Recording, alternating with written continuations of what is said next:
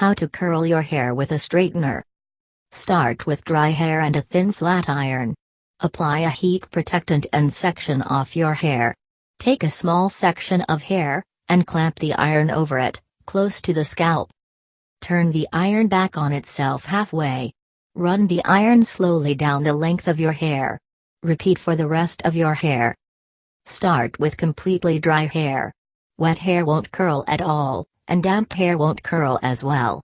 Even if you have one of those magical wet to dry hair straighteners, it's best if you have dry hair.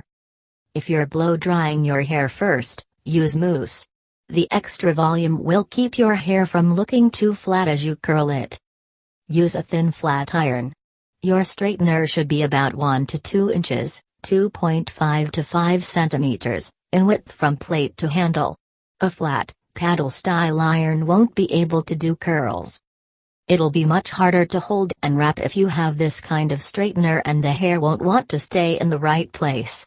You can try it, but it won't be as easy. Heat the iron up to the minimum temperature you need for your hair. If your hair is fine and thin, stick to the low end of the dial. Only turn it up if your hair tends to be coarse or frizzy. Apply heat protectant. Applying a heat protectant or a thermal spray creates a protective barrier between the hair and the iron so that the hair doesn't frizzle and burn. Spray all over your hair and comb through. If you don't have a comb, just run your fingers through your hair to distribute the product. If you have thick hair, spray it on each section before you tackle it.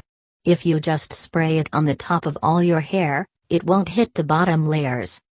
Part your hair into sections. If you have really thick hair, you'll have better luck curling it in sections instead of trying to attack the whole mess at once. Tie up the hair above your ears and put it in a bun on the top of your head. It needs to be out of the way. Start at the bottom of your scalp, close to your ears and neck. Leave down as much hair as you can work with for your first layer of curls, and pin up the rest. Once that layer is done, you'll unclip your hair and let down another layer. Again, clip up what you can't curl right now. Keep curling in layers. For the last layer, you may wish to curl front to back. However, if you're on a time crunch and your hair is naturally wavy, you should be able to get away with just curling the top layer and the frame around your face. Alternate flicks and curls. Flicks and curls are simply two slightly different ways to curl your hair with a flat iron. Try both to see what you like. Flicks: start halfway down the length of hair, clamp the iron closed and turn it back on itself in a half turn. You should now have created a U shape with the hair and the iron. Keeping the iron on that half turn angle, slowly move it down the hair shaft to the end of the hair. The faster you move the iron, the less pronounced the curl flick will be. If you like big soft flicks, slow down your iron. Curls, starting fairly close to the scalp, but not close enough to accidentally burn it, clamp the iron closed and turn it back on itself a half turn, the same as with flicks. Run the iron slowly down the hair shaft to the end. Again, the slower you move the iron, the tighter the curl. The faster you move the iron, the gentler the wave. Make more pronounced curls by turning the straightener a full turn, instead of a half. With flicks and curls, you just rotated the hair straightener a half turn. If you want more ringlet complete curls, rotate the straightener a full turn, turning the hair over onto itself, sort of creating a loop. Find out what your hair tends to do between the half and the whole turn. You may find that half is enough, or that a 3/4 turn is more ideal for you. What's more, certain days may be half-turn days, and other days will feel like full-turn days. It's up to you. Experiment with turning your straightener under and over. When you rotate your flat iron, whether it's a half rotation or a full rotation, you're confronted with a decision to make, to turn under and around or over and around. Neither is incorrect, though the curl will reverse with the change in angle. Which looks best on you? Just be sure to keep it consistent. It's easy to curl one way on one side and then when you switch arms to inadvertently switch directions, too.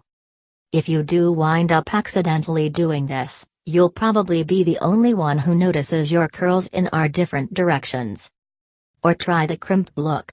Once in a while, it feels like high time to bring back 1995. Instead of buying a crimper that you know you're going to use once every 2 years, just use your flat iron. Clamp it down on your hair and turn it up a quarter of a turn. Then, clamp it on the next bit of hair and turn it down a quarter of a turn. Repeat this process down the length of your hair. For crimping, you're clamping down on every bit of your hair. For curling, you simply curl at the top and slowly drag it down, kind of like curling ribbon on a gift or balloon. If your hair doesn't curl easily or doesn't hold a curl, put hairspray on sections immediately before you curl them. If you want your curls to hold their shape just how they immediately fall from the straightener, spritz a tiny bit of hairspray on the hair right before you curl it. Don't use too much hairspray, though. Then it becomes stiff and crunchy, which is not the look you're aiming for. Grab the section of hair you want to curl. How much hair you include in each curl is up to you, but here are a few points to keep in mind. Smaller sections make smaller, tighter curls, as well as more of them. If you want a look that's closer to ringlets, keep your sections less than 2 inches wide. Larger sections result in bouncier, looser curls that look a little more natural. Use sections that are wider than 2 inches for big curls. Mix it up. You don't have to stick completely to one size or another. For instance, you could do larger curls at the bottom of your hair, to create lift and volume, and smaller, more delicate curls around your face. Try it a few different ways and see what you like best. Use one of the above techniques.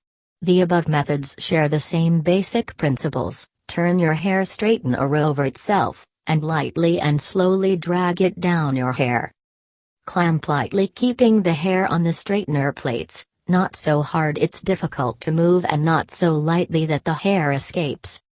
The variables you can switch up: where you start on your hair, towards your scalp or towards the ends, how slowly you move the flat iron, and how much you rotate the flat iron.